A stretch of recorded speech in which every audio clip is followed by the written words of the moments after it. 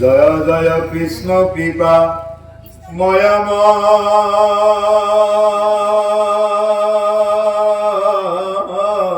হে সর যার আজ্ঞা হিরে বহে ব্রহ্মাহ রে হর এরা মৎস্য কুর্ম আদি অংশ অবতার যার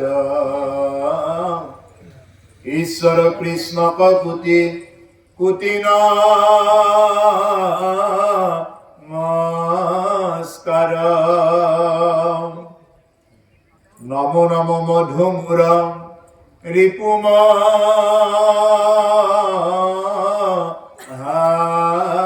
হরি অন্তর্যুতম আতি হয়ে যা কসমরে এ রাম সমস্ত জগত উদ্ধারক যা নাম হেন কৃষ্ণ কর সহস্র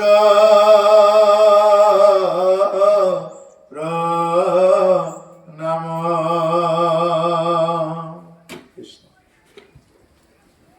আমার বাবুপাড়া আৰু পূব বৰলাখাত চুবাৰ উদ্যোগত যেনেকৈ আমাৰ মহান শিল্পী লুইতকণ্ঠ জুবিন গাৰ্গ ডাঙৰীয়াৰ এটা মানে আত্মাৰ সদ্গতিৰ কাৰণে যি এই মহান অনুষ্ঠান ভাগ আয়োজন কৰা হৈছে, এই অনুষ্ঠান ভাগত আমি আহিব পাই ধন্য হৈছোঁ। অকণমান কৃষ্ণ কথা এইখিনি সময়ত ক'বৰ কাৰণে এটা সুযোগ পাইছোঁ। প্ৰভুসকল, এই যে ভাগৱত অনুষ্ঠান যে আপোনালোকে আয়োজন কৰিছে, এই ভাগৱত অনুষ্ঠান হ'ল বৈকুণ্ঠৰ কল্পতৰু। এই ভাগৱত পাঠ হ'ল বৈকুণ্ঠৰ পৰা অহা। ইয়াতে ডাইৰেক্ট মানুহে দুটা মানে আলোচনা কৰি লিখি সিদ্ধান্ত কৰি দিয়া এইখন ভাগৱত নহয়।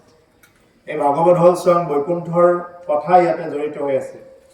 এইকাৰণে ইয়াতে ভাগৱতৰ প্ৰথমতে কৈছে নিগম কল্পতৰু গৰ্লিতম ফলং শুক মুখাদমৃত দ্ৰৱ সংযুতম পিবত ভাগৱত ৰসমালয়ম মুহুৰহু ৰসিকা ভুবি ভাবুকা।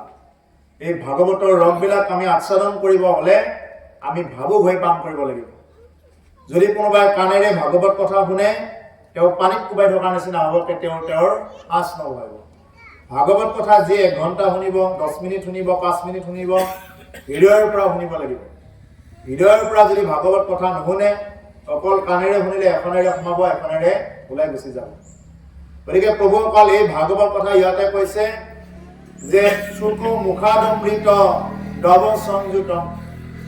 শুকৰ মুখ, ইয়াতে মানে ভাগৱত কথা শুকৰ মুখৰ পৰা যেতিয়া ওলাইছে, মহানন্দ মহন্ত শুকদেৱে মহাৰাজ পৰীক্ষিতৰ আগত এই ভাগৱত কথা কৈ আছিলে। ৰজা পৰীক্ষিত আছিলে মৃত্যুমুখী লোক, অৰ্থাৎ 7 দিনৰ ভিতৰত মৰিব বুলি গম পাইছিলে। আৰু আমাৰো সেই 7টা দিনৰ ভিতৰতে মৰিবৰ কাৰণে আমি গৈ আছো। ৰজা পৰীক্ষিতৰ যেনেকুৱাকে বোলে অহা 7 দিনৰ ভিতৰত মৰিব বুলি গম পাইছিল, আমি নাজানো যে কোনটো 7 দিনত মৰিব গৈ আছো, কোনটো বাৰত মৰো আমি কিন্তু কোনেও নাজানো। এন জানি ৰজা পৰীক্ষিততকৈ আমি আৰু এখোপ চৰা হৈ আমি কি কৰিব লাগে? কৃষ্ণ কথা শুনিব লাগে। নাজানো হাতে বাটে কৈতে মিলৈ মৰণ, হাততহে মৰণ হয় নে বাটতহে মৰণ হয়, ক'ত মৰণ হয় আমি যিহেতু কোনেও নাজানো। সেইকাৰণে প্ৰভুসকল, আমি ভাগৱত কথা কলিযুগৰ এখনেই মাত্ৰ উত্তম শাস্ত্ৰ, সেইকাৰণে এই ভাগৱত কথা শুনিব লাগে। কলিযুগৰ অন্য যিবিলাক নেকি শাস্ত্ৰ আছে, সিমানবিলাক শাস্ত্ৰ বা বেদ আদি কৰি পঢ়াব পাৰিলেহেঁতেন, পঢ়ি শুনাব পাৰিলেহেঁতেন মহামুনিন্দ মহন্ত শুকদেৱে। কিন্তু তাকে নকৰি ৰজা পৰীক্ষিতৰ আগত ভাগৱত কথা ক'লে। কিয় ক'লে? কাৰণ ভাগৱতত ইয়াতে কি হৈ আছে, আমাৰ জীৱনত যি যি ৰস লাগে এই ৰসবিলাক আমাৰ ইয়াত আছে। সেইকাৰণে ভাগৱত শুনিব আহিলে আমি সদায় শ্ৰদ্ধা সন্মান জনাব লাগে। যদি একো আঁঠুৰ বেমাৰ নাই, তেতিয়াহ'লে পাৰিলে তলত বহিব লাগে আৰু একমাত্ৰ হৃদয়ৰ পৰা শুনিব লাগে। ভাগৱতত লিখা থাকে খুব সাৱধান সাৱধান, সাৱধান ক'ত লিখা থাকে কাৰেণ্টৰ ট্ৰেন্সমিটাৰত ডেঞ্জাৰ খাতৰা যদি লাৰি দিয়ে কি হৈ যায় যেনেকে হেনেকে লাৰি দিলে যিকোনো হ'ব পাৰে গতিকে সেইকাৰণে ভাগৱত শুনাৰ আগত আমি এইখিনি একদম প্ৰাথমিক আমি নীতি নিয়মখিনি আমি চলাই যাব লাগে এতিয়া কৈছে জয় জয় কৃষ্ণ কৃপাময় মহেশ্বৰ যে প্ৰথমতে ভাগৱতৰ আৰম্ভণিতে কি কৈছে জয় জয় কৃষ্ণ কৃপাময় মহেশ্বৰ সেইজন ঈশ্বৰ কৃষ্ণক প্ৰণাম কৰি লোৱা হৈছে কৃপাময় তেওঁ কৃপা কৰিব পাৰে তেওঁৰ বাহিৰে কৃপা কৰোতা আৰু বেলেগ অইন কোনো নাই এইজনে হ'ল মহান ঈশ্বৰ মহেশ্বৰ যাৰ আজ্ঞা হিৰে বহে ব্ৰহ্মা হৰিহৰ যাৰ আজ্ঞা হিৰে পালন কৰে ব্ৰহ্মায়ো পালন কৰে যাৰ আজ্ঞা হৰ দেৱাদিদেৱ মহাদেৱ শিৱয়ো যাৰ আজ্ঞা পালন কৰে আৰু যিমান যি দেৱ দেৱতা দেৱী আছে সমস্ত দেৱ দেৱতা দেৱীয়ে কি কৰে ঈশ্বৰ কৃষ্ণৰ আজ্ঞা পালন কৰে সেইকাৰণে কৈছে যাৰ আজ্ঞা হিৰে বহে ব্ৰহ্মা হৰিহৰ মৎস্য কুৰ্ম আদি অংশ অৱতাৰ যাৰ মৎস্য কুৰ্ম আদি কৰি যিমানবিলাক অৱতাৰ এই অৱতাৰ হ'ল ভগৱন্ত ঈশ্বৰ কৃষ্ণৰে একোটা অংশ অৱতাৰ ঈশ্বৰ কৃষ্ণক কোটি কোটি নমস্কাৰ আৰু সেইজন ঈশ্বৰ কৃষ্ণক কোটি কোটি নমস্কাৰ জনাই লোৱা হৈছে নমো নমো মধু মূল ৰিপু মহাহৰি অন্তৰ্যু উত্তম আতি হৈ যাক স্মৰি আমাৰ যিমানবিলাক ৰিপু এই যে যিমানবিলাক আনৰ কথা শুনি ভাল পোৱা কোনোবা যদি কাৰোবাৰ বেয়া সমালোচনা কৰে এইটো শুনি আমাৰ ৰিপুবিলাকে খুব ভাল পায় কাণকেইখনে খুব ভাল পায় এইটো ৰিপু বুলি কয় আমাৰ কাণকেইখনে যিমান ভাগৱত কথা মাইকত নহয় আৰু কিবা সাউণ্ডত দি কথা কৈ থাকিলেও এইবিলাক ভাগৱত কথা কেতিয়াও মানুহৰ কিছুমানৰ কাণত নোসোমায় কিয় নোসোমায় তাৰমানে এইবিলাক মায়াই ধৰি থাকে গতিকে সেইকাৰণে এইবিলাক কি ৰিপুবিলাকৰ কাৰণে আমি শুনিব নোৱাৰো গতিকে সেই ৰিপুবিলাক দমন কৰিবৰ কাৰণে এটাই উপায় আছে কৃষ্ণ কথা যদি কোনোবাই কৃষ্ণ কথা শুনাৰ দৰে শুনে অন্তৰ্যু উত্তম আতি হৈ যাব স্মৰি তেওঁ যি জাতিতে জন্মগ্ৰহণ নকৰক কিয় তেওঁ ঘৰত কিবা খাব পাইছে নাপাইছে এইটো বেলেগ কথা কিন্তু তেওঁ যদি কৃষ্ণ নাম লয় তেওঁ ব্ৰহ্ম হাৰিলৈ তেওঁ গুচি যাব পাৰে যদি তেওঁ কৃষ্ণ নাম ৰাম নাম যদি হৃদয়ৰ পৰা ল'ব আৰম্ভ কৰে তেওঁ যি কুলতে জন্মগ্ৰহণ নকৰক তেওঁ যি ঠাইতে জন্মগ্ৰহণ নকৰক সেইকাৰণে ভাগৱত শুনিব আহিলে ভাগৱতত এইবিলাক জাতি অজাতি নাই কলা বগা উপচাপৰ ধনী দুখীয়া পুৰুষ মহিলা এইবিলাক বাকী সমাজতহে আছে ভাগৱতৰ সমাজত এইবিলাক নাই সববিলাক কি এক আত্মা হিচাপত চোৱা হয় শিশুসকলকো চোৱা হয় এক আত্মা ডাঙৰকো চোৱা হয় এক আত্মা গছ বৃক্ষ তৰু তৃণ যিমান যি আছে ইয়াত পোক পতংগ সকলোবিলাককে এক আত্মা হিচাপত চোৱা হয় সেইকাৰণে ভাগৱত কথা শুনিব আহিলে আমি সৰ্বপ্ৰথম নিজৰ অহংকাৰ ত্যাগ কৰিব লাগে কি অহংকাৰ বোলে জাত্যাভিমান জাতিক লৈ অভিমান যাৰ থাকে তেওঁ ভাগৱত কথা শুনিব নোৱাৰে পাণ্ডিত্যাভিমান যাৰ পণ্ডিতক লৈ অভিমান থাকে তেওঁ ভাগৱত কথা শুনিব নোৱাৰে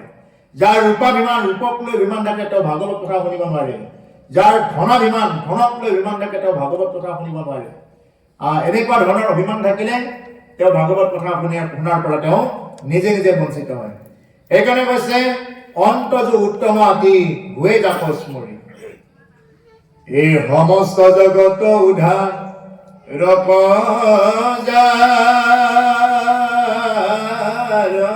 নাম হেনয় কৃষ্ণক কৰো সহস্ৰ প্ৰণাম এৰাম প্ৰভু ভগৱন্ত ভকতৰ নৱনিধি হৰি স্মৰণে আৰম্ভৰ কহি দিয়ে পৰীক্ষিত মুখ কথা দ্বাদশ স্কন্দৰ কৃষ্ণৰ চৰণে ভনে কৃষ্ণৰ কি কৰ সমস্ত জগত উদ্ধাৰক যাৰ নাম সমস্ত জগত যাৰ নাম ললে উদ্ধাৰ পায় যাৰ নাম নললে তুমি যিয়ে নোহোৱা তুমি যি পদবীৰে অধিষ্ঠাতেই নোহোৱা কিয় যাৰ নাম নললে তেওঁ নিষ্ঠা নাই নাম ল'বই লাগিব হৰি নাম এব কেৱলম কলো নাস্তিব্য গতিৰ অন্যথা হৰি নামে হাৰ হৰি নামে কৰি আছে জগত উদ্ধাৰ হৰি নাম ব্যতিৰেকে ইয়াৰ পৰা তেওঁ যিমান ডাঙৰ পদাধিকাৰী নহওক কিয় তেওঁ ইয়াৰ পৰা তৰাৰ একেবাৰে ৰাস্তা নাই। গতিকে সেইকাৰণে কৈছে সমস্ত জগত উদ্ধাৰ কৰে যাৰ নাম ল'লে সমস্ত জগত উদ্ধাৰ কৰি দিব পৰা ক্ষমতা আছে। নামেহে তৰাব পাৰে, নামৰ বাহিৰে যিমান যি কৰিলেও সেই ক্ষমতা নাই। আজি যি আপোনাৰ হবে এই মহান আত্মাৰ সদ্গতিৰ কাৰণে যি অনুষ্ঠান আয়োজন কৰিছে, ইয়াত কেৱল নাম চলি আছে, আৰু নাম য'ত হয় এই নাম অনুষ্ঠান চলি থাকিলে তাৰ পৰা গতি নিশ্চিত। গতিকে সেইকাৰণে কৈছে হেনয় জগত উদ্ধাৰক যাৰ নাম হেনয় কৃষ্ণ কৰ সহস্ৰ প্ৰণাম। আৰু সেইজন কৃষ্ণকে সহস্ৰ সহস্ৰ প্ৰণাম কৰি লোৱা হৈছে ভাগৱতৰ আৰম্ভণিতে। যাৰ নাম ল'লে জগত উদ্ধাৰ কৰিব পাৰে। আপুনি মই কোন? আপুনি মইতো এজন সাধাৰণ, ময়েই জগত নহয়, আপুনি জগত নহয়। জগত কি? সমস্ত গ্ৰহ নক্ষত্ৰ 14 ভুৱন লোক লাগি এখন জগত। তলত তল অতল ভিতল ভূতল তলাতল ৰসাতল পাতাল, ওপৰত ভূ ভুৱ জন মহ তপ সত্য, এই হাতে হাতে 14 লোক মিলিহে এখন ব্ৰহ্মাণ্ড হয়। আৰু এই ব্ৰহ্মাণ্ডৰ এনেকুৱা বহুত ব্ৰহ্মাণ্ড লোক লাগি কি হৈ আছে? ভগৱন্ত কৃষ্ণ মানে এডাল এডাল নোমৰ গুৰিত তেনেকুৱা এখন এখন ব্ৰহ্মাণ্ড বিৰাজমান হৈ আছে। গতিকে সেইকাৰণে কৈছে তেওঁ সমস্ত জগত উদ্ধাৰ কৰিব পাৰে। যিমান জগত নাথাকক কিয় ইয়াত সমস্ত উদ্ধাৰ কৰি দিব পৰা ক্ষমতা তেওঁৰ নামৰ মাধ্যমতে আছে। প্ৰভু ভগৱন্ত ভকতৰ নৱনিধি, ভগৱন্ত হ'ল ভকতৰ নৱনিধি। নৱনিধি যদি কোনোবাই পাব বিচাৰে তেতিয়াহ'লে তেওঁ প্ৰভু ভগৱন্তৰ ওচৰত শৰণাপন্ন হ'ব লাগিব। হৰিক স্মৰণে হোৱাৰম্ভৰ হৌক সিদ্ধি। হৰিক স্মৰণ কৰিহে আমি সকলো কামবিলাক সিদ্ধি কৰাব লাগে। আমি যি কৰ্মই নকৰোঁ কিয় যদি হৰি স্মৰণ নহয়, যদি ৰাম নাম যদি যুক্ত নাথাকে, তুমি যি কৰ্মই নকৰা কিয় চব বিফল। আৰু যি কৰ্মৰ হৰি নাম ধৰ্ম জড়িত হৈ থাকিব, নাম মহিমা ব্যক্ত হৈ থাকিব, সেই কৰ্মৰ সিদ্ধি আছে। যেনেদৰে আজি আপোনাৰ হবে এই মহান অনুষ্ঠান ভাগ যদিও আদ্যশ্ৰদ্ধা আয়োজন কৰিছে, এজন শিল্পীৰ আদ্যশ্ৰদ্ধা যদিও আজি আপোনাৰ হবে ভক্তি মাৰ্গেৰে যেনেকৈ অনুষ্ঠান আয়োজন কৰিছে, ইয়াত এই সিদ্ধি আছে। যদি এনে কেইটামান গান লগাই যদি এনেই যদি ইয়াতে নাচি বাগি থাকে তেতিয়াহ'লে ইয়াৰ পৰা সিদ্ধি নহ'ব। ইয়াত হৰি স্মৰণ কৰিবই লাগিব। হৰি স্মৰণ নকৰাকে কোনেও কেতিয়াও সিদ্ধি লাভ কৰিব নোৱাৰে। সেইকাৰণে কৈছে পৰীক্ষিত মুখ্য কথা দ্বাদশ স্কন্ধৰ কৃষ্ণৰ চৰণে ঘনে কৃষ্ণৰ কিংকৰ। এই পৰীক্ষিতৰ মুখ্য কথা হ'ল প্ৰথম স্কন্ধৰ পৰা দ্বাদশ স্কন্ধলৈ, অৰ্থাৎ 12টা স্কন্ধ ইয়াত জড়িত হৈ আছে। কৃষ্ণৰ চৰণে ঘনে কৃষ্ণৰ কিংকৰ, কৃষ্ণৰ চৰণত শুনিছে, কৃষ্ণৰ চৰণত মানে প্ৰণাম জনাই কৃষ্ণৰ কিংকৰ বুলি কৈ ভাল পোৱা আমাৰ প্ৰাণৰ গুৰু মহাপুৰুষ শ্ৰীমন্ত শংকৰদেৱ গুৰুজনাই ৰচনা কৰিছে। তেওঁ নিজকে কি বুলি কৈ ভাল পায়? কিংকৰ বুলি কৈ ভাল পায়। কিংকৰ মানে কি? কিংকৰ মানে হ'ল চাকৰ, দাস, সেৱক। প্ৰভুসকল আমি হৰিৰ সেৱক হ'ব লাগিব। হৰি যদি আমি সেৱক হ'ব নোৱাৰো, হৰি যদি দাস হ'ব নোৱাৰো, তেতিয়াহ'লে এই জীৱনত এই ঘোৰ অপৰাধৰ আৰু চিকিৎসা নাই বুলি কৈছে। কি কৈছে? ও দাস হুয়া তুজু সেৱা নকৰিলো, হৰি হৰি হৰি হৰিয়ে ঐটো ঘোৰায়াপ ৰাধৰ চিকিৎসা নাই ৰাম। ও হৰিয়ে ইটো ঘোৰায়াপ ৰাধৰ চিকিৎসা নাই ৰাম। ইমতে ভকতি কৰিবু তোমাক হৰি হৰি হৰি হৰিয়ে ও মই মোৰ সমতি নজানো তাৰ উপায় ৰাম। মই মোৰ সমতি নজানো তাৰ উপায় ৰাম। দাস হুয়াটো যে সেৱা নকৰিলো, হৰি হৰি হৰি হৰি, ইটো ঘোৰ অপৰাধৰ চিকিৎসা নাই বুলি কৈছে। জীৱনত সকলো বেমাৰৰ চিকিৎসা পাব। কাহ হলে চিকিৎসা পাব, জ্বৰ হলে চিকিৎসা পাব, পেটৰ বিষ হলে চিকিৎসা পাব, হাত ভৰি ভাঙিলেও চিকিৎসা পাব। কিন্তু যদি কিবা কাৰণত হৰিৰ যদি সেৱক হ'ব নোৱাৰো, এই মনুষ্য জনম পাই যদি আমি হৰিৰ সেৱক হ'ব নোৱাৰিলো, এই ঘোৰ অপৰাধৰ আৰু চিকিৎসাই নাই বুলি কৈছে। সেইকাৰণে প্ৰভুসকল আমি হৰিৰ সেৱক হ'ব লাগে, আমি হৰিৰ দাস হ'ব লাগে। সেইকাৰণে আগৰ যিমানবিলাক ব্ৰাহ্মণ পণ্ডিত আছিলে, আগৰ ব্ৰাহ্মণ পণ্ডিতবিলাকে কি লিখিছিলে? নিজকে দাস উপাধি লিখিছিলে। কবিৰ দাস, তুলসী দাস, এইবিলাকে দাস উপাধি লিখিছিলে। এইবিলাকে নিজকে গোস্বামী চক্ৰৱৰ্তী এনেকুৱা কৰা নাই। কিয়? তাৰমানে দাস, হৰিৰ দাস হ'ব লাগে, সেৱক হ'ব লাগে। আমি ঈশ্বৰৰ সেৱক। হে ভগৱান, মই তোমাৰ সেৱক, তুমি মোক সেৱক কৰি লোৱা নোলোৱা সেইটো তোমাৰ কথা, কিন্তু মই তোমাৰ সেৱক, এই বুলি মই পৰিচয় দিওঁ। এইবুলি ভগৱানৰ ওচৰত কি কৰিব লাগে? আমি পৰিচয় দিব লাগে। সেইকাৰণে মহাপুৰুষ শংকৰদেৱ গুৰুজনাই, যি গুৰুজনাই আমাৰ মাজত এই যে নাম ধৰ্ম প্ৰচাৰ কৰিলে, ইয়াতে আমি যে এই ভাগৱত পাঠ ব্যাখ্যা অনুষ্ঠান যে কৰিছো, তেওঁ নহলে আজি আমি এনেকুৱা অনুষ্ঠানৰ পৰা বিৰত থাকিব লাগিলেহেঁতেন। মহাপুৰুষ শংকৰদেৱ আহি তেওঁ সমস্ত জীৱক উদ্ধাৰৰ কাৰণে, সমস্ত একদম মানে যিমানবিলাক নিজ নিজ জীৱ সমস্ত বিলাককে উদ্ধাৰ কৰাৰ কাৰণে তেওঁ আবিৰ্ভাৱ হৈছিলে। আনুবাৰ অৱতাৰ ধৰা কৃপাময়, যিমানবিলাক সংহৰিতে পৃথিৱী ভাৰ, এই ভূমি ভাৰ হৰণ কৰিবৰ কাৰণেহে তেওঁ অৱতাৰ ধাৰণ কৰে। এইবাৰ অৱতাৰ ধাৰণ কৰিছে কেনেকুৱাকে? পাপী তাপী সমস্তকে উদ্ধাৰ কৰাৰ কাৰণে, একদম নিপীড়িত যিমানবিলাক আছে সমস্ত বিলাককে উদ্ধাৰ কৰাৰ কাৰণে মহাপুৰুষ শংকৰদেৱ গুৰুজনাই কি ক'লে? হে ভাই, মুখে বোলা নাম হৃদয় ধৰাৰ ৰূপ, এতেকে মুকুতি পাইবা পহিলো স্বৰূপ। মুখে নাম বোলা, হৃদয়ত তেওঁৰ ৰূপটো ধাৰণ কৰিব লাগিব। তেওঁ যদি ৰূপ হৃদয়ত ধাৰণ কৰা নাথাকে, তেতিয়াহ'লে নামেও ক্ৰিয়া নকৰিব। নামে ক্ৰিয়া কৰিব লাগিলে মই যাৰ নাম লৈছো তেওঁক মই হৃদয়ত দেখা পাইছো, আৰু তেতিয়াহে আমাৰ এই যিমানবিলাক ক্ৰিয়া হ'ব লাগে ভক্তিৰ দ্বাৰা, সেই ক্ৰিয়াবিলাক আমাৰ হ'বগৈ। এই প্ৰথম স্কন্ধৰ পৰা দ্বাদশ পৰ্যন্তে পহিলা ৰাজাত মহা মুনীন্দ্ৰ মহন্তে সংক্ষেপে উধা কৰিয়া উধাৰিয়া তাৰ হাৰ, শংকৰে ৰচিলা কৃষ্ণ চৰিত্ৰ পয়াৰ। প্ৰথম স্কন্ধৰ পৰা দ্বাদশ পৰ্যন্তে কি কৰিছে?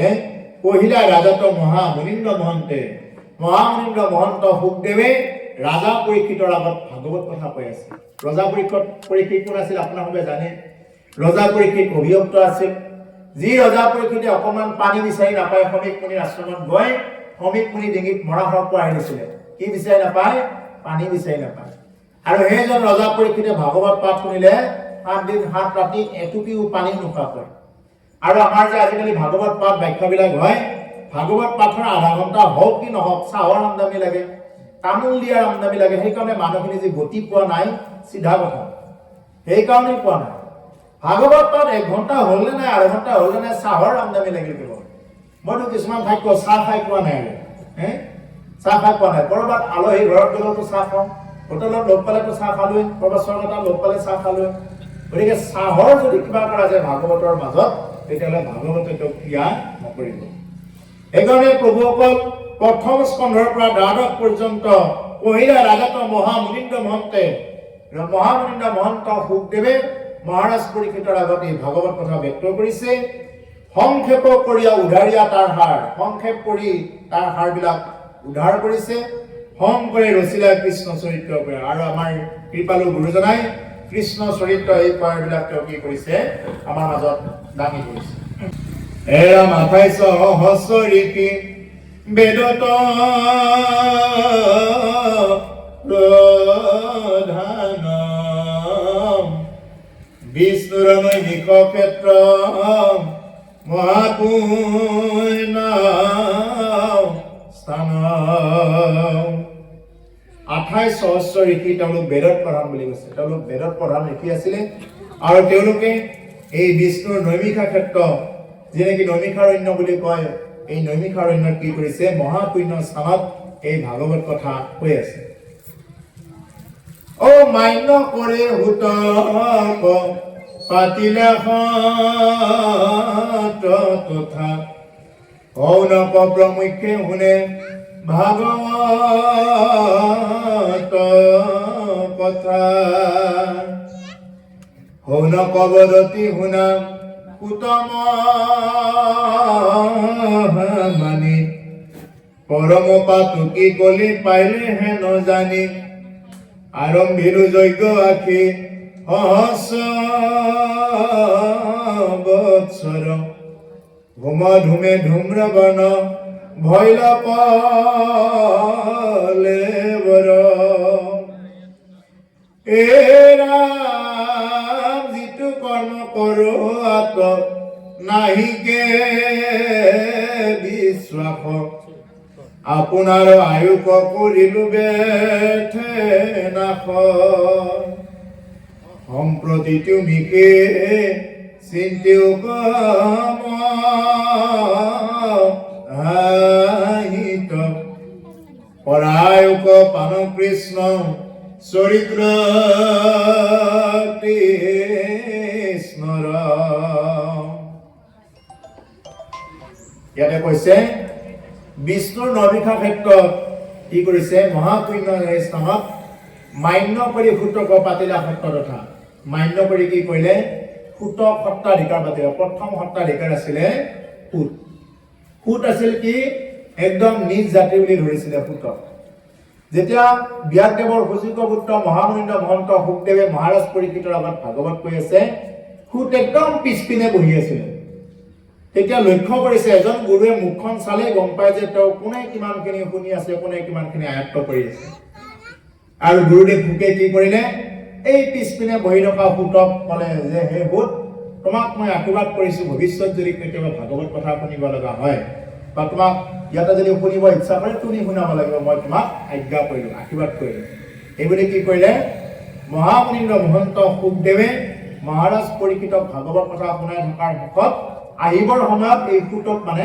আশীৰ্বাদ কৰিছিলে সেইকাৰণে নৈমিক ক্ষেত্ৰ এই সূতক কি কৰিলে সত্ৰাধিকাৰ প্ৰথম সত্ৰাধিকাৰ আছিলে সেইজন নিজ জাতি সেইকাৰণে উচ্চ জাতি নিজ জাতি ভেদভাৱবিলাক সেই তেতিয়াই নাইকিয়া কৰি দিছে কিন্তু এতিয়াহে আমি বোলে উচ্চ জাতি নিজ জাতি কৰি থাকো জন্মতেতো চব সকলো শুদ্ৰ হৈয়ে জন্ম পায় সংস্কাৰী দিশ বুলি কৈছে তেওঁ যেতিয়ালৈকে শৰণ নল'ব তেতিয়ালৈকে তেওঁ শুদ্ৰ হৈ থাকিব শৰণ লোৱাৰ পিছত তেওঁ কি হৈ যায় দিশ হৈ যায় দিশ মানে দ্বিতীয় জন্ম ব্ৰহ্ম জানন্তি যশ ব্ৰাহ্মণ যিয়ে ব্ৰহ্মক জানে তেওঁই ব্ৰাহ্মণ বেদ অধ্যয়নে বিপ্ৰ যিয়ে নেকি বেদ অধ্যয়ন কৰে তেওঁই হ'ল বিপ্ৰ যদি বেদ অধ্যয়ন নকৰে তেওঁক বিপ্ৰ বুলি কোৱা নাযায়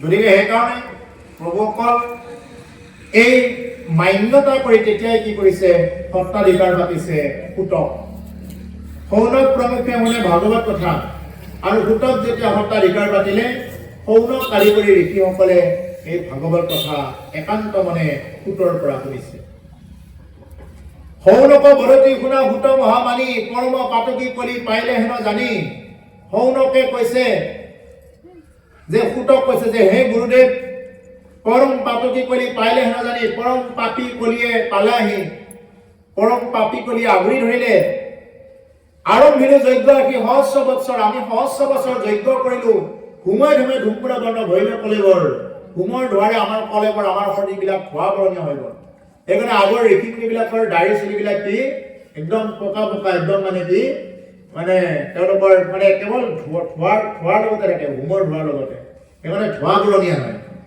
সেইকাৰণে কৈছে হুম ধুমে ধুম্ৰ বৰ্ণ ভৈল কলেবৰ আমাৰ ধোৱা বৰণীয়া আমাৰ কলেবৰ শৰীৰটো হৈ গ'ল যিটো কৰ্ম কৰোৱাত নাহিকে বিশ্বাস আপোনাৰ আয়ুস কৰিলো বেঠে নাশ সম্প্ৰতি তুমি কি চিন্তি হুকম হাহিত পৰায়ুক পান কৃষ্ণ চৰিত্ৰ মৃত এই সৌনক কাৰিকৰী ঋষিসকলে সূতমুনিক কৈছে যে সম্প্ৰতি তুমি কি চিন্তিও ক মহাহিত তুমি আমাৰ মহাহিত চিন্তা কৰা আমাৰ উপকাৰৰ কাৰণে চিন্তা কৰা হিত মানে উপকাৰ কৰায়ুক পান কৃষ্ণ চৰিত্ৰ অমৃত হে গুৰুদেৱ আমাক কৃষ্ণৰ কথা চৰিত্ৰ অমৃত আমাক পাঠ কৰোৱাই বুলি কৈছে যে আমাক কৃষ্ণৰ চৰিত্ৰ অমৃত পাঠ কৰোৱা পৰম ঈশ্বৰ কৃষ্ণ দেৱনাৰায়ণ ঈশ্বৰ কৃষ্ণ হ'ল দেৱনাৰায়ণ তেওঁ কান ভক্তি এইটো মহা শ্ৰৱণ কীৰ্তন পৰম ঈশ্বৰ কৃষ্ণৰ ভক্তিয়ে হ'ল শ্ৰৱণ কীৰ্তন শ্ৰৱণ মানে হ'ল কাণেৰে শুনা কীৰ্তন মানে হ'ল চাপৰি বজোৱা আমি শ্ৰৱণ আৰু কীৰ্তনৰ মাধ্যমতে আমি প্ৰভু ভগৱন্তক পাব পাৰোঁ প্ৰভুসকলে এতিয়া যজ্ঞ কৰিবৰ কাৰণে প্ৰকৃত ঘি নাই, প্ৰকৃত তিল নাই, প্ৰকৃত তেনেকুৱাকে মন্ত্ৰ উচ্চাৰণ কৰিব পৰা বিপ্ৰৰ অভাৱ হ'ল। আজিকালি মন্ত্ৰ উচ্চাৰণ কৰিব পৰা বিপ্ৰবিলাকৰ গধূলি গধূলি মদ খাব যায়, বেছি ভাগেই যায়। গতিকে সেইকাৰণে মহাপুৰুষ শংকৰদেৱ গুৰুজনা আহি কি ক'লে, বোলে ভাই মুখে বোলা নাম হৃদয় ধৰা ৰূপ। তুমি যিমান মন্ত্ৰ মাতিলেও কি বুলি ক'ব লাগিব, যে হৰি ওম বুলিহে গণেশৰ মন্ত্ৰ বাকীবিলাক চববিলাক ষ্টাৰ্টিং কৰিব। শুদ্ধিকৰণ কেনেকে কৰাই ল'ব? শুদ্ধিকৰণো কৰাই ল'ব পানী মাৰি। ওম অপবিত্ৰ সৰ্বাৱস্থান গতো পিবা ইহ স্মৰে পুণ্ডৰীকাক্ষং বাৰ্হাভ্যন্তৰং শুচি। এইবুলি কি কৰিব? পানী মাৰি শুচি কৰাই ল'ব, শুদ্ধি কৰাই ল'ব। কোনে? বিপ্ৰবিলাকে তেনেকুৱাকে শুদ্ধি কৰাই লয়। কাৰ নাম লয়? এই নাৰায়ণৰ নাম লৈ শুদ্ধি কৰাই লয়। কি বুলি কয়? আমাৰ মানুহবিলাকে পানীখিনি যেতিয়া নেকি পৰিল মূৰত, ভাবে বাপ মই অপবিত্ৰৰ পৰা পবিত্ৰ হৈ গ'লো, হয়নে? আমাৰ পানী অকণমান পৰিব লাগে মূৰত, কোনোবাই অকণমান পানী যদি মাৰি দিয়ে আমাৰ সেইটো মানে সিদ্ধি হোৱাৰ নিচিনা লাগে। মন্ত্ৰটোত কি কৈছিলে? ওম অপবিত্ৰ পবিত্ৰ বা, তুমি অপবিত্ৰ হোৱা বা পবিত্ৰ হোৱা, সৰ্বাৱস্থান গতো পিবা, তুমি যি অৱস্থাতে নাথাকা কিয়, ইয় স্মৰে পুণ্ডৰীকাক্ষ, তুমি পুণ্ডৰীকাক্ষ কৃষ্ণক স্মৰণ কৰা, বাৰ্হাভ্যন্তৰং শুচি, তেতিয়াহে তুমি বাহিৰে ভিতৰে শুচি হবা, নহ'লে তোমাক কোনেও পানী মাৰি দি শুচি কৰিব নোৱাৰে। গতিকে আমি বাহিৰে ভিতৰে শুচি হ'ব লাগিলে কি কৰিব লাগিব? কেৱল আমি কৃষ্ণ নাম ৰাম নাম ব্যতিৰেকে,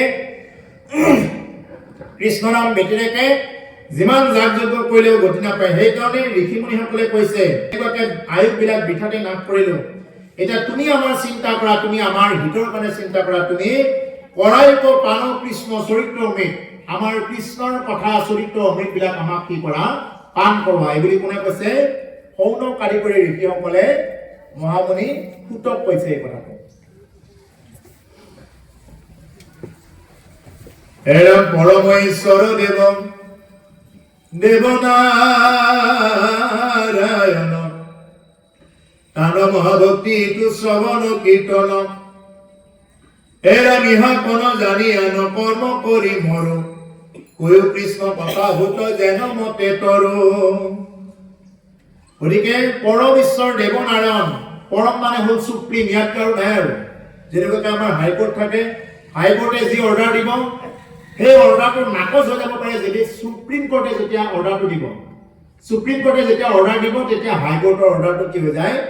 না হৈ যায়। সেইটো অৰ্ডাৰ কামত নাহে তেতিয়া। ঠিক তেনেকুৱাকে যিমানবিলাক দেৱ দেৱী ভজনা কৰি আছে তাৰ ওপৰত কোন আছে? একমাত্ৰ ঈশ্বৰ কৃষ্ণ। সেইকাৰণে কৃষ্ণই যি কয় সেই হ'ল সমস্ত বেদ বেদাংগ শাস্ত্ৰ ধৰ্মৰ মূল বস্তু। সেইকাৰণে কৈছে কৈও কৃষ্ণ কথা ভূত যেন মতে তৰো, কৃষ্ণ কথা কোৱা হে মহামনিন্দ পুত, আমি কি মতে কৰিব পাৰো এইটো কোৱা। ইয়াতে আমাৰ মিলিল মহাভাগ, তুমি হেন মহন্তক পাইলো ভাগ্যে লাগ, যত স্বৰ্গ সুখ যিটো মুখ মূল, ভকতৰ সংগৰ অল্প কোনো তুল। ইহা দেখে আমাৰ মিলিলা মহাভাগ, এইটো আমাৰ মহাভাগ্য। তুমি হেন মহন্তক পাইলো ভাগ্য লাভ। এজন ভাগৱত বক্তা বা এজন ভাগৱত কথাকাৰক লগ পোৱাটো, সুখদেৱৰ দৰে বা সুখৰ দৰে এগৰাকী ভাগৱত প্ৰবক্তা লগ পোৱাটো এটা জীৱনৰ পৰম ভাগ্য লাগিব। যাৰ সংস্কাৰ নাথাকে তেওঁ কেতিয়াও এইবিলাক কথা শুনিবও নোৱাৰে, দৰ্শন পাব নোৱাৰে। ভকত দৰ্শন হৈছে আটাইতকৈ শ্ৰেষ্ঠ। চকুৰ শুদ্ধি হ'ব, কৰ্ণৰ শুদ্ধি হ'ব। যেতিয়ালৈকে ভাল মানুহৰ সংগ নকৰে, ভাল কথা যেতিয়ালৈকে নুশুনে, তেতিয়ালৈকে তেওঁ যিমান পদাধিকাৰী নহওক তেওঁ তললৈ গৈ থাকিব, কেতিয়াও তেওঁ ওপৰলৈ গতি কৰিব নোৱাৰে। গতিকে সেইকাৰণে কৈছে যে যত স্বৰ্গ সুখ, যিটো মুখ্য সুখ মূল, স্বৰ্গ সুখ যিমানেই নহওক, স্বৰ্গ সুখ বুলি ক'লে জানে আমাৰ মানুহেতো স্বৰ্গ সুখে বিচাৰে। স্বৰ্গৰ পৰা কি আছে? স্বৰ্গৰ পৰা খণ্ডন আছে। মানুহে কি বিচাৰে? বহুতে আকৌ বৈকুণ্ঠ বিচাৰে, আৰু একান্ত ভকতসকলে বৈকুণ্ঠও নিবিচাৰে, মুক্তিও নিবিচাৰে। কি বিচাৰে? ভকতৰ সংগ বিচাৰে, আজিৰ দৰে সাধু সন্তৰ সংগ বিচাৰে। সেইকাৰণে কৈছে ভকতৰ সংগ অল্পকো নুহিতুল। ভকতৰ সংগ যিটো নেকি, ভকতৰ সংগ যিটো ৰস পায়, এই ৰসৰ 1% কি নহয়? তুলনা নহয়। 1% তুলনা নহয় ভকতৰ সংগত যিটো নেকি সুখ পোৱা যায়। এৰাম আকাশে হংসৰে ৰবি ৰথ যেন বায়ু সূৰ্যৰ লগত হৰে জগতৰে আয়ো। একক্ষণ মানে শুন যিটো শুনয় কৃষ্ণ কথা তাৰ বিনে আনৰজি বন যায় বৃথা। আকাশে সঞ্চয় ৰবি ৰথ যেন বায়ু। আকাশত যেনেকুৱাকে বায়ুবিলাক যেনেকুৱাকে গতি কৰি থাকে সূৰ্যৰ লগত হৈ জগতৰ আয়ু, ঠিক তেনেকুৱাকে সূৰ্যটো যেনেকুৱাকে পূবফালে উদয় হৈ পশ্চিম ফালে মাৰ যায়, এই ৰবি মানে সূৰ্য, তেওঁ পূবফালে উদয় হৈ পশ্চিম ফালে মাৰ যায়, সূৰ্যৰ লগতে হৰয় জগতৰ আয়ু। সূৰ্য যিফালে যায় সেইফালে জগতৰ আয়ুটো হৰণ হৈ যায়। আৰু আমাৰ মানুহৰ আয়ুবিলাক কেনেকুৱাকে দিনক দিনে হৰণ হৈ যায়, হয়নে? গতিকে সেইকাৰণে আমাৰ প্ৰাণশিল্পী জুবিন গাৰ্গে কি কৈছে যে যেতিয়ালৈকে কি হৈ যায় আমাৰ জীৱনবিলাক যিহেতু অথিৰ, সেইকাৰণে কৈছে এই দেহাৰ মূল্য নাই পুৰা দিলে হইবে চাই প্রাণবায়ু ছাড়িয়া যাইবে নদীর কোলে হইবে বাসর অন্তিম কালে নদীর কোলে হইবে বাসর অন্তিম কালে মন মোর সোনা তুমি কি আর জানো না সঙ্গে টুকাও যাবে না সময় থাকিতে কেন গুরু ভজিল না। জুবিন গাৰ্গে গাইছে, কি সুন্দৰ মানে এইটো আধ্যাত্মিক তত্ত্বৰ জড়িত গীত। মন মোৰ ৰচনা তুমি কি আর জানো না, তুমি কি নাজানা সঙ্গে তো কাও যাবে না, লগতটো তোমাৰ কোনো নাযায়, লগত কোন যাব? আমি এনেকা আছো আজি, লগত কিন্তু কোনো নাযায়। এতিয়া আপুনি জীয়াই থকা দিনকেইটাত আপোনাৰ একদম লগত বহুত থাকিব, বহুত লগ বন্ধু দেখা যাব, কিন্তু লগত কোনেও নাযায়। আজি যি শিল্পী গৰাকীক উদ্দেশ্য কৰি এই অনুষ্ঠান ভাগ আয়োজন কৰা হৈছে, সেই প্ৰাণৰ শিল্পী গৰাকীৰ তেওঁৰ ধনৰ অভাৱ আছিলে, জনৰ অভাৱ আছিলে, কোনো জনৰ অভাৱ নাই, অৰ্থাৎ মানুহৰ তেওঁৰ অভাৱ নাই। যিমান কোৱালিটিৰ মানুহ লাগে তেওঁ সিমান কোৱালিটিৰ মানুহ তেওঁৰ লগত জড়িত, কিন্তু তেওঁৰ চিতাত একেলগে কোনেও যোৱা নাই জাপ দিবৰ কাৰণে। গতিকে সেইকাৰণে প্ৰভুসকল এইবিলাক হ'ল কি আমি এতিয়া আছো, আমি এনেকে থাকোতে কিন্তু লগত কোনো নাযায়, মৰাৰ সময়ত কিন্তু কোনো নাযায়। সেইকাৰণে কৈছে সময় থাকোতে কেন গুৰু ভজিল না। সেইকাৰণে সময় থাকোতে কিয়নো গুৰু ভজনা কৰা নাই। যদি তোমাৰ জীৱনত গুৰু ভজনা কৰাই নহয় তেতিয়াহ'লে কিনো লৈ যাবা? যদি গুৰুৱে ভজনা কৰা নহয়, গুৰু যদি নামে স্মৰণ কৰা নহয়, তেতিয়াহ'লে তুমি কি লৈ যাবা? আজি আমি হাঁহি মাতি কথা কৈ আছো, কালি বা কি হয় কোনে জানে। আজি হাঁহি আছো কবতো নোৱাৰো, আজি হাঁহি আছো কবতো নোৱাৰো, কালি বা কি আছে হাই কপালতে, কালি বা কি আছে হাই। আজি আমি হাঁহি মাতি কথা কৈ আছো, কালি কি হয় কোনে জানে। দেহৰ ভৰসা নাই বুজিছানে নাই, দেহৰ ভৰসা নাই বুজিছানে নাই, আজি হাঁহি আছো কবতো নোৱাৰো, আজি হাঁহি আছো কবতো নোৱাৰো, কালি বা কি আছে হাই কপালতে, কালি বা কি আছে হাই। আজি আমি হাঁহি মাতি কথা কৈ আছো, চলি কৰি আছো। পাঠৰ তাকে কৈছে হাতে বাটে কৈতে মিলয় মৰণ, হাততহে মিলে নে বাটতহে মিলে, ক'ত কি মৰণ হয় আমি কোনেও নাজানো। যিদিনা মৰিম সেইদিনা আমাৰ শত্ৰুবিলাকে গুণ গাব, কিয় আৰু ঘূৰি নাহো বুলি কি কৰিব শত্ৰুবিলাকে গুণ গাব। তৰুৱে গুণ খানিব, বংশ কুটুমে চকুলো টুকিব, আৰু ঘূৰি নাহো বুলিয়, আৰু ঘূৰি নাহো বুলি, তুলসীৰ তলতে চাকি গছ জ্বলাব, তুলসীৰ তলতে চাকি গছ জ্বলাব চিকিমিকি গধূলি মোৰ মনাই ঐ চিকিমিকি গধূলি। সাত সতৰুৱে গুণ বখানিব কিয়? আৰু ঘূৰি নাহো বুলি।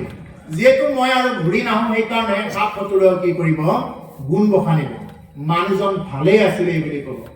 আৰু আপুনি জীয়াই থাকক, জীয়াই থাকি আপুনি আনৰ কাৰণে যিমানেই কৰ্ম নকৰক আপোনাক কেতিয়াও মানুহে ভাল বুলি কেতিয়াও নকব।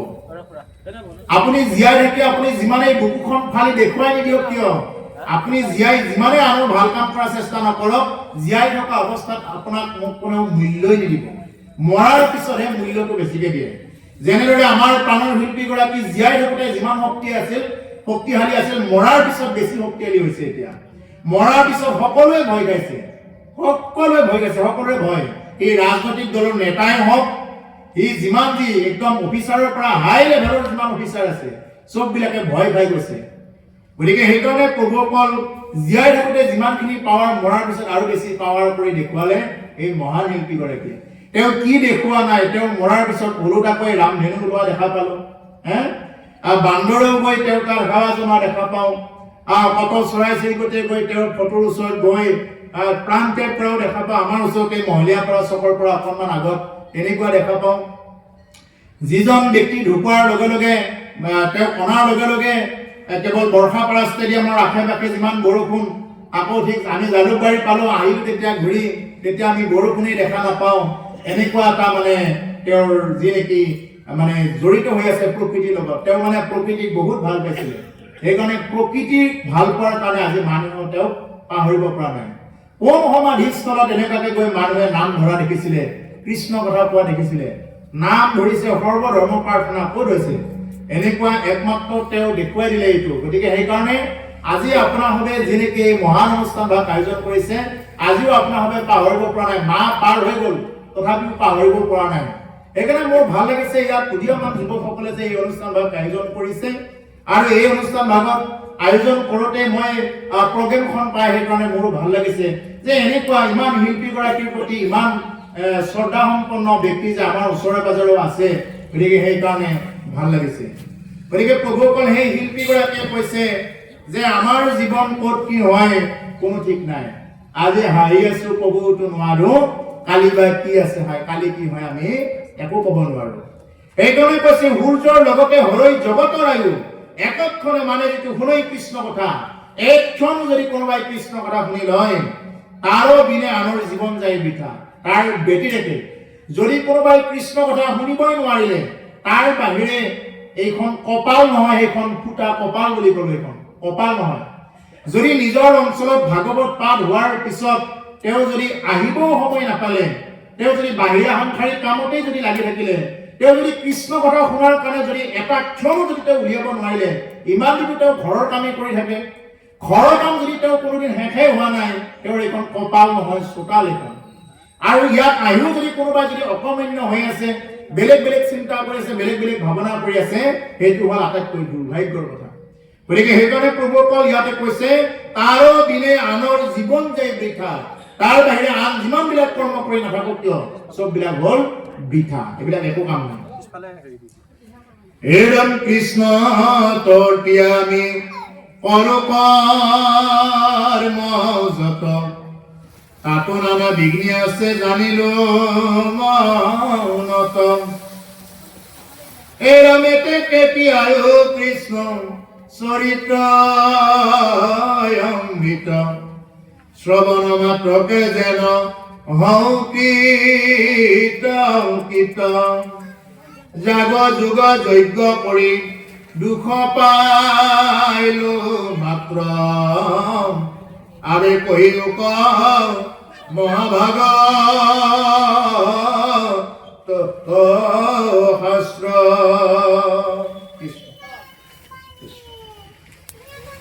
গতিকে ইয়াত ক'লে কৃষ্ণতে অৰ্পি আমি কৰো কৰ্ম যত, আমি কৃষ্ণৰ ওচৰতে অৰ্পণ কৰি যিমানবিলাক কৰ্ম কৰো। কোনে কৈছে? সৌন কাৰিকৰী ঋষিসকলে কৈছে আমি যদিও কৃষ্ণতে অৰ্পণ কৰি সকলোবিলাক কৰ্ম কৰো, তাতো নানা বিঘ্নি আছে জানিলো মনত, তাতো নানা ধৰণৰ বিঘ্নি আছে। কি আছে?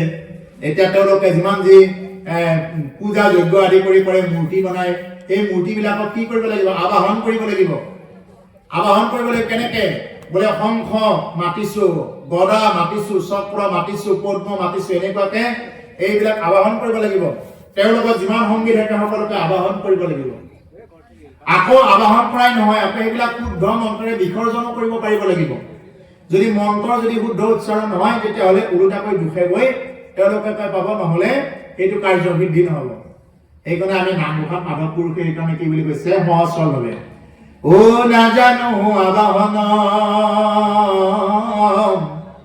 নাজানো বিসৰ্জন পূজা মন্ত্ৰ নাজানো কিঞ্চিত